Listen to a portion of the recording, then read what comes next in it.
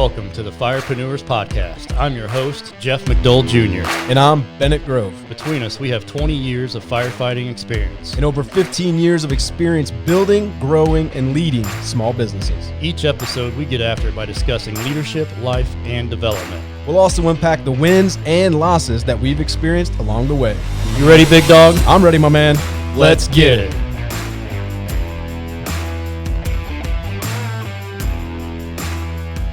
Hello again, everybody. Welcome to the Firepreneurs Podcast. I had a little bit of a hiatus, so good to be back. Welcome back. I appreciate that. I'm sure Bennett handled the ship okay while I was gone. I failed miserably, but that's okay. Yeah. Today we're going to be covering, again, with our Beginning with the End in Mind series, we're going to cover marketing, website creation, and SEO. Admittedly, this is something that Bennett is very strong at. So I'm truly going to play host with our buddy Bennett over here and let him kind of share his mastermind guru-ness. That is a word. And then the being good at something is also a relative scale. So, I do know what search engine optimization means. So that also probably puts me ahead of at least half of my buddies that are firefighters out there. So yeah, on a relative scale. Right. Yeah. So I don't know about you, but whenever I'm looking for a company to do work, I use the Googles, right? The Google. I search.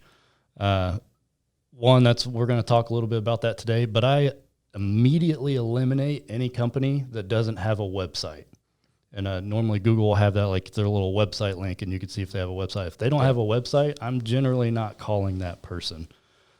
So with firefighters, especially starting out small, wanting to save money, websites cost money. Right. So why would you want to pay money for something that you feel that you may not need? Yeah, I mean, so this is going to sound, from some of the people listening to this, like having a website is going to be pretty basic, and you're going to, yeah, I got a website, great advice, Bennett, good job, man, get a website, cool. But like seriously, I can't even tell you, I mean, I can count on two hands how many people I know that are firefighters running a business, making money, but don't have a website. And so this argument can still technically be made that you can have a business produce revenue and not need a website. So yeah, I think it's important to talk about. We should unpack a little bit of the reasons why it's important to create a website. So again, coming back to this series, beginning with the end in mind, the work of building a website is one of those things that I feel like you should do from the onset, the beginning of your business. You should build a website. It's 2020. My buddies who are listening that don't have websites, I've probably already told you this, like, come on, dude, like, get a website. What's wrong with you? So like, I'm going to give that advice to anybody out there, get a website. And so why it's important to begin with the end in mind of having a website is because what Jeff just said, the customer-based consumers are more discerning, and they're looking for that level of professionalism that is going to make them feel more comfortable hiring a company. And those levels of discernment there's a myriad of things that go into that. They're going to be looking for, is your team background checked? Does your team have good Google reviews or reviews on Facebook or Yelp or anywhere? Those are some of those other, layers that come with it. But I mean, for a lot of people, a website's going to be number one. And I can tell you, I agree that even in my experience when hiring a services company, or just like a tradesman or something where I need help on, like, I'm also not necessarily always disqualify right away, but I'm going to be less likely to go with a company if they don't have a website. Because if I can't find their website, it's going to be harder to get a hold of them. And then we all I live out on a few acres in Pittsburgh, which is outside of Indianapolis, so it's out in the country, and there is a network out there where, oh yeah, you need this, call this guy, and they shoot you a text with that person's phone number, right? And then that person does not have a website, right? Yeah. So I'm not arguing that it can't work. It can, but this series, if you're listening to it, you're trying to build a business that is sustainable and can work for you and with you. So therefore, have a website. It's just one box to check that is going to make your customers more likely to use you. So there's one. Not only should you build a website so that your customers are more likely to use you and not move on to another company, you should also build a website because let's go back to why it's important to have a website from a content perspective, which is you need to communicate to your customers through your website once they do find you, what it is that you do and why you feel like you do it better than anybody else. Not that you need to go out there and tell everybody on your website that I'm the best because of XYZ. That's not necessarily it. Customers are discerning. They are smart. They know when they're reading somebody's website if you're genuine, or if they can see your passion and how you build the website and what words you use. They can see how engaged you are with the business. And so that when you get into the content creation, and basic content is pictures of your team, pictures of your logo if you have one, or just some words that explain and sum up what you do accurately. Like, if we're not going to get too in the weeds on building a website and all the complexities that go with that, but I mean you can build a pretty basic website on Fiverr. You can go on Fiverr.com and use a freelancer to build you a pretty basic 3 to 5 page website that will look really sharp and will have some templates that are pretty stock. And then you can input your unique pictures, your unique content. So the template might be stock, but the content that you put in there would be unique to you. I mean, you can get a website built for a couple $100, okay? So back to Jeff's question here, does it cost money? Yep, it does. Sure does. You gotta buy the domain. Domain can cost anywhere from $9.99 to $14.99, depending on if GoDaddy's having a profitable quarter or not. I don't know why they changed their prices, but sometimes they do. So, so you got to buy the domain, and the person that's going to help you build your website, whether it's a freelancer on Fiverr or, shout out to the people who build our website, TRG Web Designs. For Fire Dogs, you could use a more established company. It's going to cost more, but you're going to get better quality. You're going to get more customization, more unique needs are going to get addressed when you hire a company that does it professionally versus a freelancer. But if you're on a budget and you're trying to get started, you could hire a freelancer from Fiverr.com and get the thing done for a couple $100, maybe $200 to $500, that range. A pretty basic website. If you're pretty savvy and you like to watch YouTube tutorials and that teach you how to do things, and you can build a website for under $50. And I know that because I've done it. And this is before I even knew what the heck I was doing, right? But for example, the Firepreneurs website, for anybody who has seen it prior to the one that we just finished, we finally got one done that's more professional and is more representative of what we do. But when I wanted to get the trademark approved with Firepreneurs, so go back 2 years now, I got this trademark approved for the name Firepreneurs.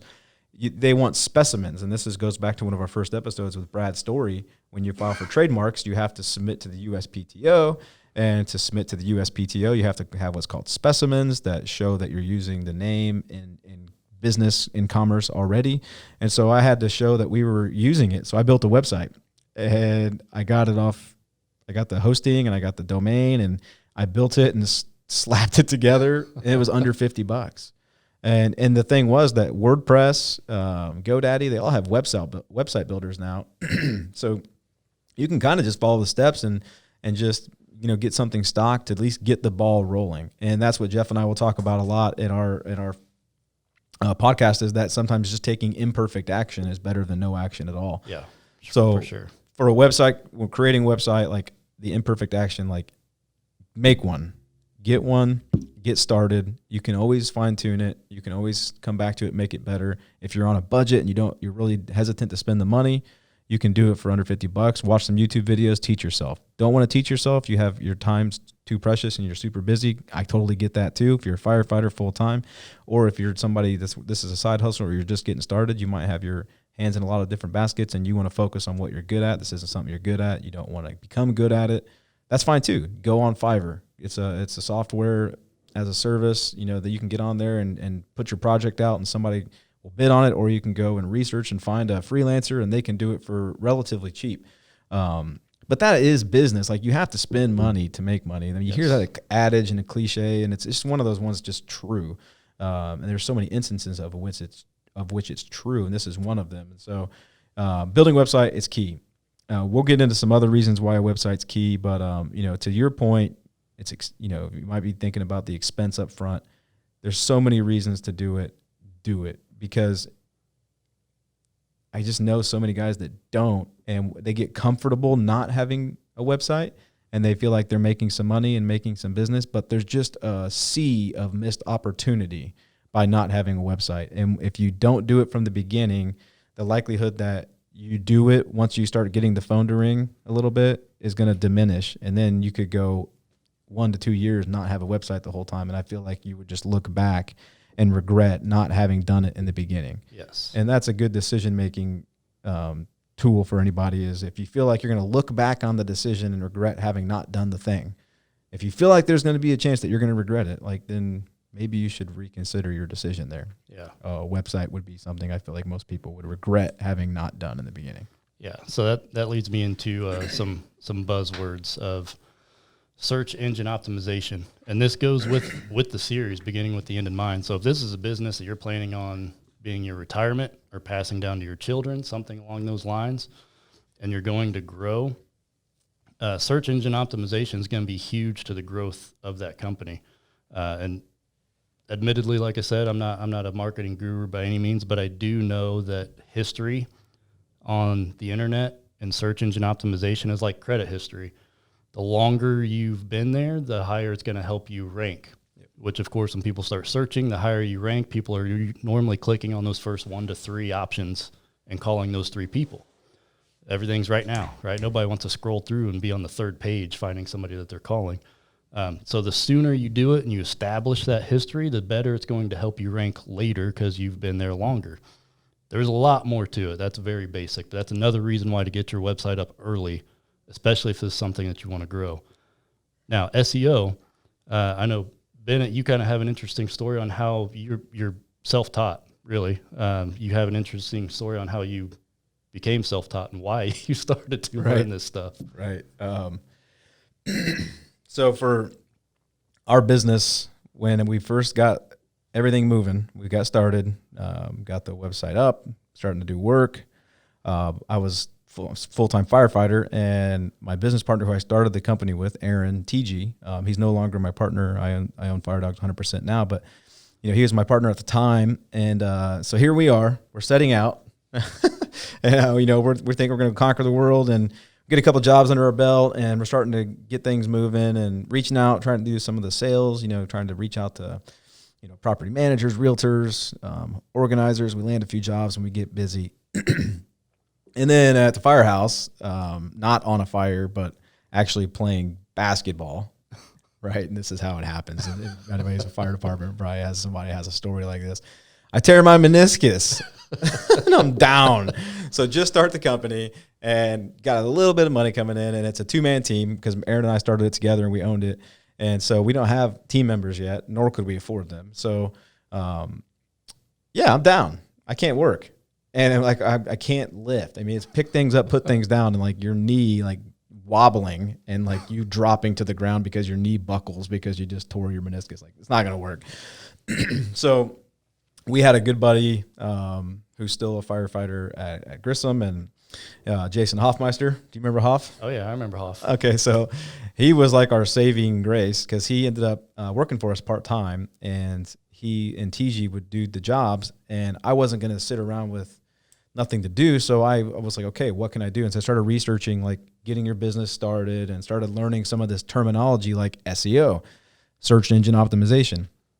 And it always sounds kind of like intimidating at first, like, oh man, this is tech talk. I don't know what that means. Like, well, there's a search engine, which everybody knows what that is, right? So it's Google, your search engine, Yahoo being at the time, maybe. There's your search engine, and then you're going to optimize your website so that it shows up in search results. And optimizing means just make it better, right? So you're optimizing your website, tailoring it so that the content that people are searching for matches your website. So search engine optimization, there's a rough down and dirty breakdown of what it is. But at that time in my business, I'm down, can't work. And so I started learning everything I could to try and drum up business. So because at this point we had Hoff, who was still a full-time firefighter, so he was working for us part-time, but we still wanted to be able to commit to him some hours because he was taking time out of his schedule to plan to be available for us. So we wanted to make sure we had work for him. So I started learning SEO, and one of the sites I went to at the time, it used to be called SEOmoz.com. but now it's just moz.com. And That's MOZ. moz.com, yeah. They have a really good beginner's guide on learning SEO, learning search engine optimization. It's still a good guide. It's still got some really good basics. I'm not going to try and really unpack this because this is the tip of the iceberg, and SEO is a huge juggernaut of a thing to try and like be an expert on in and of itself. Yes. Rand Fishkin is considered an expert in this, and he started SEO Moz with some other people. But there's weekly classes on it. The content is out there on YouTube, all over the internet, to learn as much as you want about SEO. But from a very surface perspective, I didn't know anything at the time, and what I did, I'll credit some guys that are still out there in the community running a good, successful business. But at the time I was down, so I reached out to people, like, hey, I'm starting my business, and was wanting to pick your brain and see what maybe worked for you. So I reached out to people that were in non-competing markets, and so this is a credit to a lot of people in the junk removal industry probably know who Casey Walsh is. He's the CEO of Stand Up Guys Junk Removal, which he's starting to expand nationally. But at the time he was just in Georgia, and so I reached out to him, and he was gracious and was offering to me some advice, and so SEO was some advice he gave. Cameron Zand, who ran a company at the time, and I don't think he runs it anymore. I actually think Casey ended up buying his business. But that was another guy that helped me. Josh Cohen, I reached out to him. He's the CEO of Junk Luggers, which wasn't franchising at the time, but now he's franchising. And all of them gave similar advice, like, hey, you got to start learning basics, and search engine optimization was just one of those basics. And so it was helpful for them to give me that advice, point me in the right direction. I was already kind of reading that was the direction I needed to go in. And so early on in the business, we're talking like month 4, I'm starting with search engine optimization. I'm reading this, I'm consuming it, I'm devouring it, trying to do everything I can. Started learning about blog writing, because there's a misconception that blog writing is just like you talking about your feelings, and especially with firemen, like, man, I'm not starting a blog, bro. What am I going to do with a blog, bro? I'm going to tell you about how I feel? Like, no. Like, so let's back it up, my man. Okay, because if you have a business, think about a blog instead of it being this thing that we all conceive it to be. Instead of that, think about it as an outlet for you to tell people about what you do. And you're like, okay, well, why would I do that? Because people go to these search engines and ask the search engine questions. And in 2020, sometimes that search engine is just you press the button on your phone and say, Siri, yo, give me some results for this, right? And Siri's going to give you some results, right? Search engines, similarly, like, people are typing stuff in. So like your customers are going to ask you questions, and the questions may be really long-winded. They may not be like junk removal companies in Indianapolis. It might be something more unique, and that's where your blog could be beneficial, because you could write a post that could match more closely to whatever that long tail phrase is. Yes. So search engine optimization teaches you about some of those long tail phrases, blog writing, some things that are really important. And it also talks about content. So there's some articles out there about everything that goes into SEO, and there's so many factors. And like, you got to understand, Google, they're never going to give you the formula to be the top 1, 2, or 3 result. Like, that's just, I can't imagine that's ever going to happen. I feel like I'm like 99.9% sure that's like never going to happen, because it just doesn't make sense, because then it would be biased, right? Right. You could game the system. And so Google's incentivized, and they'll say this, like, they don't want you to game the system. They want you to produce good content for your consumers.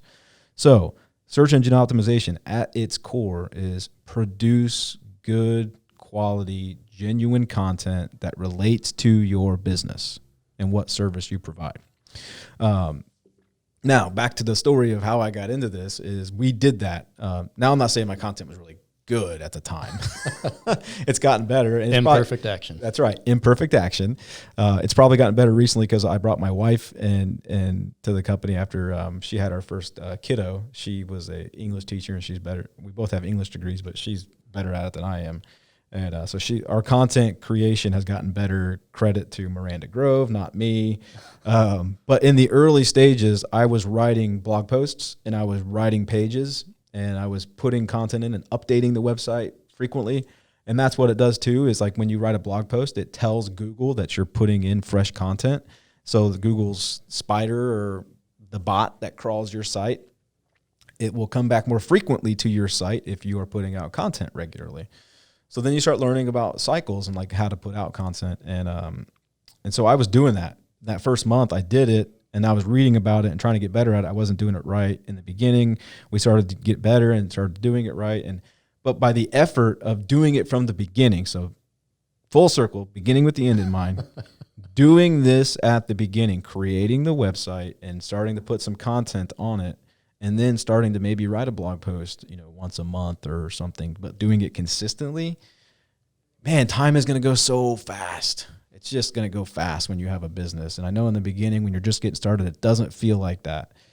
But when you look back and you did this in the beginning with the SEO, the blog or the website, and these there's a myriad of other things to do. We're going to get into some of those.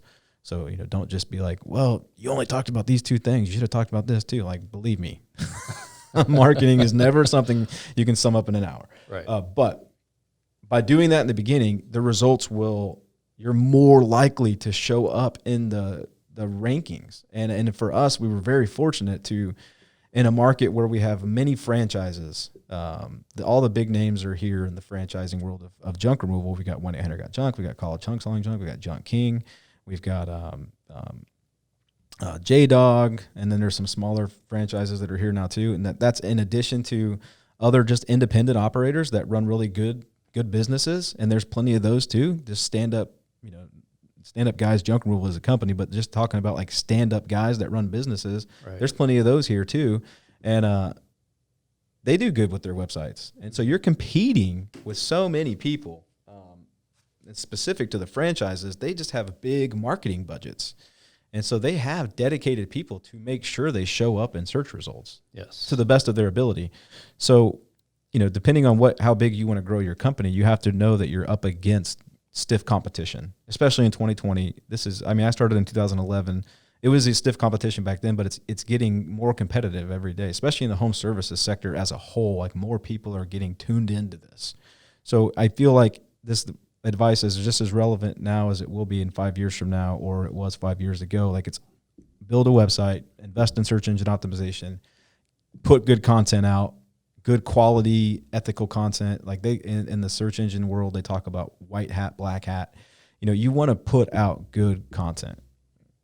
Be careful farming out your content and farming out, I mean like subbing it out or hiring it out to a company that's out of the country, because nobody's ever going to care about your company as much as you. So, right. But that being said, in the beginning, you are super swamped with lots of stuff to consider. And it's easy for me to sit back and say that now, 9 years in, right? But like the work that we did, so it's kind of a blessing that I got injured. It was good that I got injured because it forced me to, do something else in the business that is been instrumental to our growth. I mean, we started showing up in search results in year 1, and in year 2 we were competing, and now we are year 9, and we're fighting off some of the national franchises for the top 1, 2, and 3 spot in our market. We're doing that consistently, and that's because we continue to keep those habit-forming behaviors of creating content. We do it weekly, and so that helps. So search engine optimization, that's kind of my story of how I got into it. I was kind of forced into it from being an idiot and playing basketball and thinking I was going to cross somebody over. I don't even remember how I got hurt anymore. I think Tommy Carey's involved with that somehow. But anyways, that forced me to look into search engine optimization, and it was just such a blessing because it's so important to the growth of your company is your internet presence. Yes, I would say SEO. too, the content aspect, we're not on the trucks anymore. So we push our teams to get a lot of the live action shots for us, videos, pictures. So if you're in that situation where maybe you're not out in the field as much, or even if you are, that's content right there that you can just post and liven up your website for sure, and kind of get that ball rolling. The other thing I want to touch on real quick, again, I know we don't want to go down the rabbit hole too far, is this ties in with SEO and creating your website. A lot of times you start a business, you might have a Facebook page, you might get on an Angie's List or a Thumbtack or a Home Advisor. I want you to touch on briefly is diversifying and kind of like how having that website and the links on those pages help you out as well. Yeah, for sure. Good question. Good follow-up too. So kind of going in sequence here, you talked about website creation, And then we talked a little bit about SEO. So you're going to hear, if you start to go down this rabbit hole, if you're just starting your business, or maybe you've already started it and you're learning a little bit of this already, maybe you've been in business for years, and these things are something you're familiar with, but I'm going to give you a couple tips. If you haven't done these things already, is why you want to have a website is so you have the URL. That's not the one reason. That's a reason. Sorry. One of many. One of many, yes. Now that URL is a link, and you can use that link and put it in other places that are super beneficial to you. So other websites, like, think of a Facebook, Yelp.com, some of these other sites out there that you can put your link. I mean, even Home Advisor. Don't even get me started on Home Advisor, actually. I'm not recommending anybody go to Home Advisor, by the way. But that being said, one of the things these websites are good about is once you put your link on there, or you list it. So on Facebook, if you build a Facebook page, which I 100% recommend that you do, if you build a Yelp account, don't get me started on Yelp reviews, actually. But nonetheless, they still have a really good backlink. And that's what we're going to talk about is backlinks. So once you're listed on that website is now showing you on their website, and that link points back to your website, and it gives your website credit in Google's eyes as that's a reputable backlink, and it increases to a degree your domain authority. And put another way is it increases your website's respect in the eyes of the Google bot, the all-knowing Google bot. So yeah, there's these little things called backlinks. There's good backlinks, there's bad backlinks, there's follow, no follow links. I mean, there's all kinds of things that this is a deep, dark rabbit hole. And eventually, if you decide to become an SEO person yourself, you'll learn all these. But if you don't, if you end up having somebody help you with SEO, that's something that they should be proficient with. But yeah, so there's certain websites you want to list your website on, and make sure that it's a credible website that's going to be pointing back to you. So some of the big ones that we named, obviously, those are going to be really good, because they already have amazing domain authority. They're like the top domain authorities on Google. But there's other ones that you might not be thinking of that have really good domain authority that could also point back to you. So, for example, the Chamber of Commerce. If you haven't joined the Chamber of Commerce in your respective market, it's something that you should consider, because your Chamber of Commerce will give you a page or a place to put your website information and your website information's page, and therefore your website URL, and you'll get to point that back to your website. Google will recognize that, and they're like, oh, Chamber of Commerce. Google, in their little bot world, says, hey, this is a good link. Good point. Good job. We give you credit, right? whatever they weigh that. So there's a good example of one, is the Chamber of Commerce. Another one would be if you have somebody who's a blogger in town, or a mom's blog or a mom's group that's pretty active.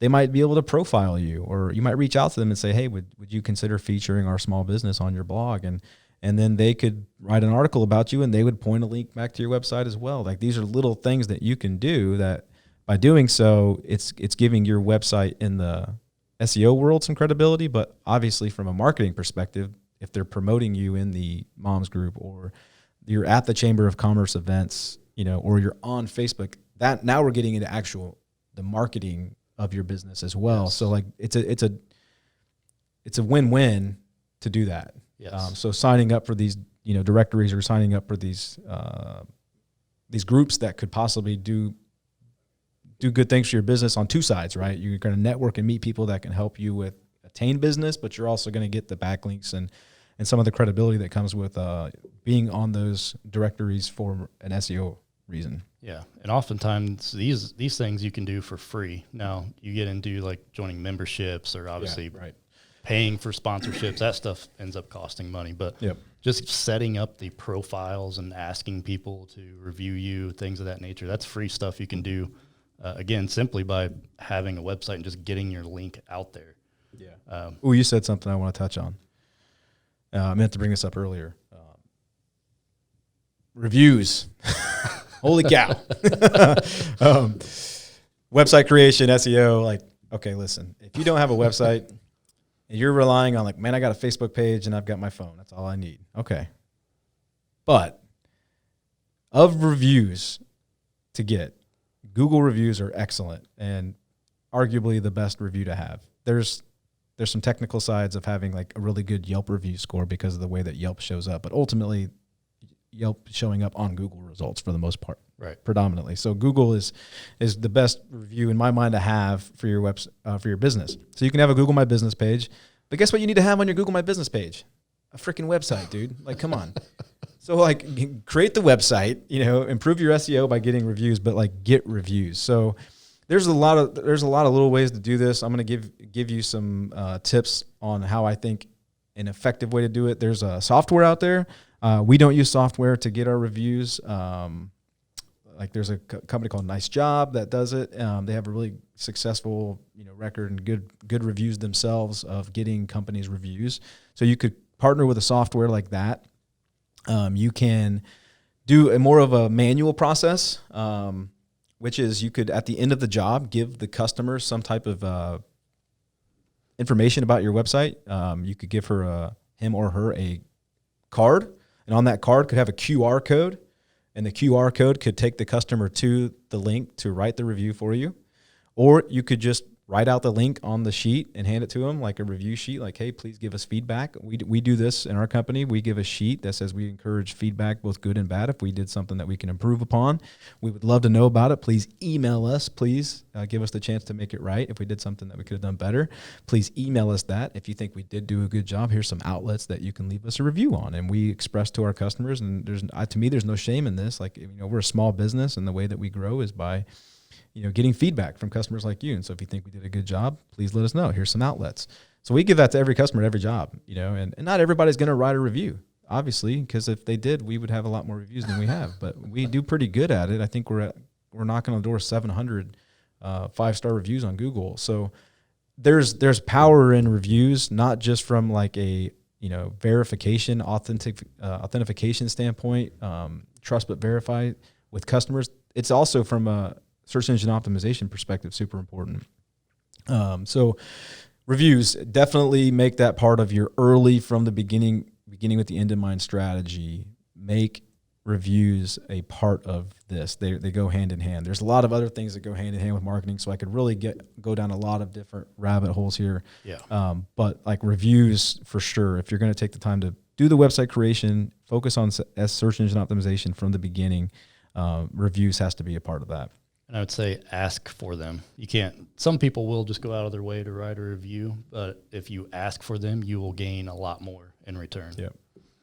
So I think that's a big part. And then put a little good karma back out in the world as well, and make sure that you yourself, if you're asking for reviews from people, make sure that you go out and review other businesses that you work with or whatever the case may be, and spread the good love in the world. Yeah. So that gets a little bit more into kind of what my role is business development. Partnering with people, sharing reviews like that, and sharing referrals back and forth. So as I'm out doing that, I get a lot of compliments on our marketing. So good job, Miranda. A lot of good words your way for what you put out there. Yes, good job, honey, wife. Continuously do. We're set up that we have our business development and marketing is kind of like separate arms, but under the sales umbrella. Smaller businesses, you may not have a business development rep like we have. So you may look at, hey, I could hire somebody to do business development. I'd pay them whatever, say it's $30,000 a year. But maybe you're not ready for that. You could take that budget and put it towards your marketing as well. So it's something else to consider. If you're not ready to bring on an employee, kind of set aside that budget on, if you did have that employee, and put that towards your marketing and really beef that up to drive people to you. So there's different ways to gain sales with marketing. I mean, man, we could do a 6-hour podcast on everything you can do with marketing that's out there. And there's plenty of those out there. Yeah. There's a lot. And I think with our podcast too, we'll bring on, just for anybody listening, we will do more on marketing for sure. Yes. This is more of a beginning with the end in mind, but we will unpack more stuff with marketing. We will bring on experts. We had one lined up for today that we wanted to bring on and ask some more probing questions, but he had some COVID issues in his business and was unable to join us to help. He had to kind of deal with those issues. Yeah. But we will do more episodes on marketing for sure. Anybody listening, just want you to know that, and we will go and do deep dives on some of these topics individually, not just because we want to help educate our listeners, but also because we ourselves are still growing. Jeff, me, we're growing, and we always want to learn, and we want to learn from smart people that do this. So Yes. we will do a lot more on marketing. Yeah. Good old consequence of 2020 here. So That's right. Got to remain flexible. So what I want to get at too is through the years, everything that you've kind of gained knowledge of. So kind of what has been your inspiration? What's some content that you've read, books, articles? I know you mentioned some mentors you had early on. So what are some other areas of inspiration people can kind of look to? Yeah, this is a pretty. There's a lot of ways to go with this question. I think for marketing in general, there's lots of ways to approach it, but one way that I think is always going to ring true is it's got to be something you're passionate about, and your passion should kind of come through. You should care about what you're doing as a service, or whatever business that it is that you're in. You should care about it, and your marketing should have some authenticity to it, I think, where it's true to who you are. So like when I was writing some blog posts for the website in the early stages, or writing pages, like I would write posts kind of like how I would talk, or how I would mix it up at the firehouse with some guys. I would joke around, and like some of the ways that we would joke around the firehouse, the PG-13 ways we would joke around the firehouse. Everybody knows what I'm talking about. Right. It's firefighter. The PG-13 ways, they would come through in my like blog writing. So I'd be talking about something, and then I would use an analogy or something. I would say, kind of like the Micro Machines guy. I would reference stuff. I would bring stuff out of my character. Like, could you imagine Matt Olson writing our blogs? Like, we would have NBA 2K in half of our blogs. Anybody who's listening, Matt Olson's our guy who mixes this all up for us. Matt, say hi. I know you want. Hello, everybody. Yeah, that might actually happen. So you got to be authentic with your marketing, and let your personality come through, because that's ultimately what people want. They want to hire a company that is reputable, that they can show that they're professional, but also have like something that makes them unique, or something that you can see them being genuine in who they are. And so every business has a personality. Yeah. Absolutely. Yeah. Just like every person has, everybody's unique and different. Every business has its own personality. So finding what that is, and just having the confidence to be true to who you are. And no matter what you do in life, there's going to be somebody that disagrees with you on something. Like, it's just not going to happen that you're going to, yeah, exactly. Good. So don't worry about that. Don't listen to the haters. Don't listen to the people around you that might be trying to tear you down, or that may be like, hey, you're doing that, man, you should really try doing this instead. Like, you have to be willing to listen to people and also ignore people. Sometimes you will have to ignore them while listening to them. But that said, there are going to be times where people give you advice that you should listen to and maybe take it, right? And then that's up to you to decide, and it's going to be for you to take it in, absorb it, let some things go, keep some things. And in your marketing is very similar. You're going to see a lot of people doing stuff. If you get wrapped up with what every other company is doing, and all you're doing is looking at your competition every day, I'm telling you that eventually that's going to be detrimental, because you got to remember that you're also just competing with yourself, the best version of yourself. So you should be always trying to get better, and that's what we teach here. But I think if all you're ever doing is looking at what your competition's doing and trying to match them to a degree, then what you're inevitably doing is you're dismissing your own personality, and therefore the personality of your business. So I think that at Fire Dogs, I'm going to put my buddy on blast here. And he'll to this day, like, well, he might even deny it now, but when we were first picking like our logo, it was the dogs, right? So he's like, man, let's go with the bulldog with like a spiky chain and with the mean look on his face. And I was like, I don't know about that. I don't know if I want to do that. I feel like everybody does that, like in Brownsburg Bulldogs, right. That's what their bulldog mascot Butler is. Bulldogs. The Butler Bulldogs. Like, that mascot's so prevalent that I didn't feel like it was true to me or him. And so we mixed it up and came up with some stuff that was more of our personality. So both of us were firefighters in the military and in the civilian world. And so we were fire dogs. And so we started thinking about what could we do with that? Because that's a lot of who we were, because we went in the military. It's just one of those experiences in life that even if you weren't a 17-year fireman and you just went through the fire service in the military for 2 to 4 years, like, it's just, once you go through it, it's a part of who you are. Right. And so we wanted to bring out some of the personality of who we were in our business. And that's ultimately why we decided on, at first it was a upside down fire helmet with a couple fire dogs inside of it. Yeah, it's on your shirt still. Yeah, I still got a couple shirts with that on it. We've moved to more of the muscle puppy handyman is what we call them, because it's more. We feel like it's true to our personality. The tough dogs that get it done. Right. Yeah. Right. But we still use that branding and imagery, and so that was us just simply being true to who we were and letting some of that creativity come out. Be willing to do something that might, some people might look at it like, I'm not really a fan of that. You know what I mean? Like, I remember I was at a construction site, or I was talking to a contractor, and they're like, construction sites, when we see trucks like that pull up, we kind of just look at them and point and laugh, right? I'm like, yeah, that's cool. You pointed at it though, right? You noticed it? Yeah. You know what I mean? So like there's that element of like, if you just listen to all the things that people say that they don't like, then all you're going to do is find yourself in this air of confusion. So I think with marketing, and in the beginning, when you're thinking about these things, your website creation, your SEO, marketing in general, to your question, which I thought was a good one, is that I think you got to start with just being true to yourself, finding that authenticity, let your personality come out. It's a mixed bag. Everybody's different, and so businesses should be different too. It shouldn't be carbon copies. And so find those things about you or your business that are different, and then let it shine out in your marketing, your marketing materials. I think I don't know if you have any more to add there, but real quick to jump in, even if you do, is I think it goes hand in hand. Some people may confuse like marketing and branding. I think they go hand in hand with stuff. So now we are synonymous. People see the muscle puppy and they know that's us, right? That's our brand. So again, it kind of ties in with the personality of the company, and we can throw that out there in our marketing and people know, that's Fire Dogs. I know that's Fire Dogs because that's our image. Yep. Yeah. That's coming back to this series, which this is the second to last episode of this beginning with the end in mind series. That was something that in the beginning, it could have easily gone a different road. We could have easily gone down a different road.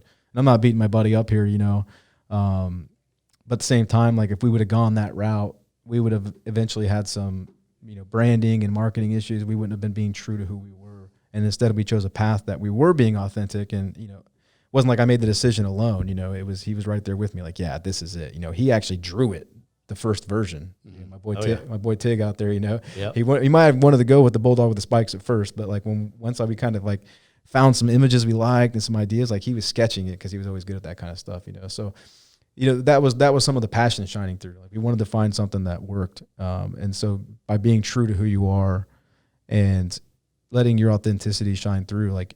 If you don't do that, you could easily go down another road and not have what I think we have today, which is a pretty, a brand that's true to us and is something that is recognizable and memorable. And I think it's our marketing is really geared around that. And I attribute a lot of it to beginning with the end in mind, though. That was something that there's lots of things that we did wrong, and we've talked about some of those in this series, but that was one of the things I think we did right. Yes. In our marketing world was having that beginning with the end in mind from a branding and logo and name and those things, and getting to where we are now. Yeah. So, real quick, I just want to know if there are any books that you would suggest for people to read and learn more about any of these topics, the SEO, the marketing, some big ones. I know there's a lot out there. Yeah. I think for anybody considering SEO, I would go and get the Beginner's Guide to Search Engine Optimization, which is on Moz.com. There's a Beginner's Guide to Pay-Per-Click, which is also on Moz.com. There's other good guides out there too, though. So if you type in like a Beginner's Guide to Search Engine Optimization, if you go to Google and type that in, you're going to get some really good results. There's free guides out there, so that's a good free option. As far as books go, I mean, I could give you so many books. I think a good book that Miranda and I both read early on was a book called Utility. I'm failing the author right now. But it's a book about basically being resourceful for your customers and thinking of your customers as people asking questions, and that you're just there to answer questions. And so in other words, we're all in business to solve problems, right? And if you don't believe that, then think about the next time you get a call from a customer, what they want you to do. To them, that's a problem. You're there to solve it. And if you think about it that way from marketing, when people go to these search engines and they type in questions, you need to be there to solve the problem, which the problem is they have a question and with no answer. You can give them the answer. Marcus Sheridan is I can't remember the first guide or book I ever read from him, but he has another book out right now. It's called They Ask You Answer. It's that mindset, utility, and actually the book Utility references Marcus Sheridan because he did a really good job with this from a long tail perspective. It's a thing called long tail search phrases, but those are some things I would dig into. Even if you don't end up doing this work yourself, I think just having that mindset will help you if you do hire another company to do the work for you. Knowing at least enough about it to be versed, you can then make sure that you're hiring the right company that has a similar strategy to you. Because, man, I'm telling you, out there in the world, there are some people that will take your money and they will do it with what they want you to buy is an off-the-shelf box, so to speak, of marketing. And it just, to me, I'm not beating up anybody who has a package like this. Sometimes those packages can be enough to get started. It's like kind of that imperfect action.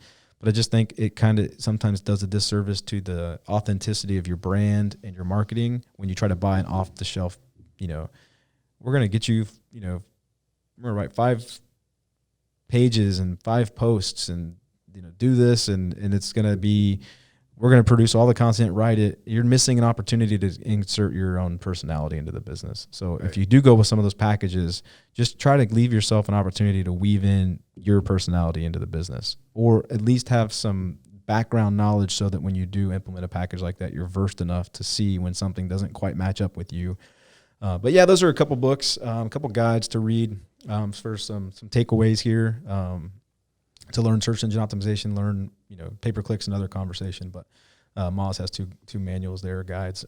But then those 2 books, I think they'll get you thinking about marketing in a good way, and it will definitely bring home the website creation and SEO topic that we kind of tackled today.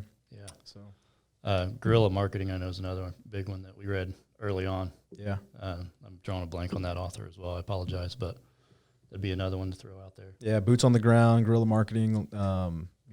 That's you putting in the quote unquote sweat equity. Right.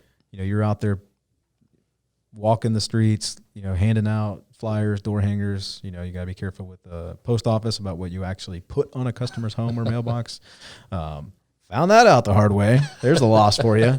Me and TG, when we were first getting started, we bought a bunch of single-sided magnets, and we took our business cards and peeled the white off, and then you stick the business card on the sticky spot, and then we went and drove neighborhoods, and we just slapped magnets on the outside. We went and found all the neighborhoods that had where a magnet would stick, and we just great idea. Went through the whole neighborhood, and then I was answering the phones at the time, which unfortunate that I was answering the phones for the company at that time because I'm the one that got the phone call from the lady who chewed me up one side and down the other and asked me to come get her magnet. So like with like a dog with my tail between my legs, she was stubborn and would not she left it on her mailbox for me to come back and get it. And I did. So you gotta be careful about what you actually do from a marketing perspective. But yeah, boots on the ground, guerrilla marketing. You hear people talk about bandit signs and things like that. You got to find a strategy that works for you. I'm not going to tell you everything works for everybody. Right. You got to find something that you want to do, like to do, and then go deep on it. But from a boots on the ground perspective, there's the guerrilla marketing tactics. Driving your truck around in a heavily populated lunch crowd area, so that people have to see you. Yes. Being mindful of where you park. Yeah. Right. Yeah. There's all these little things you can do throughout the day, but. Yeah, man, I think we, for a beginning with the end in mind series to come full circle, I think the website creation, SEO, marketing, having these thoughts and these conversations in the very early stages will get you down a good trajectory. So. Yes, for sure. And before we close out, I want to give credit to, I should say, to Jocko, who's been, and I quote him quite a bit. That's where the good comes from. Right. Even here at Fire Dogs, we quote him a lot. So thank you, Jocko, for being an inspiration to us. I don't know if we've publicly thanked Mr. Molson for all the work he does. If nobody knows, he spends a lot of time before setting up and then after editing this to make us look good. So thank you, Mr. Molson. And thank you. I try my best. Yeah. You do great work. So yeah, because there's absolutely no way I would try to learn how to do this one. No. Those days are gone. Yeah. I don't want to learn podcasting. So. That's its own podcast topic, running the podcast. Yeah, exactly. So Thank you to everybody that helps us out, supports us, all of our listeners out there. We appreciate you. And just as we just coached you on, we ask for you to review us if you enjoy what you're listening to. We appreciate it. But for now, that's all we've got for the marketing, website creation, and SEO podcast. Thanks for joining Firepreneurs today. We hope that we delivered value in your leadership journey. We humbly ask that you take the time to leave us a 5-star review, as that's how our podcast will rise in rankings and become available to more people. We'd love to hear from you, so you can email us by emailing firepreneurs@gmail.com. Follow us on Facebook, Instagram, or by watching us on our Firepreneurs YouTube channel. Stay hungry and get after it.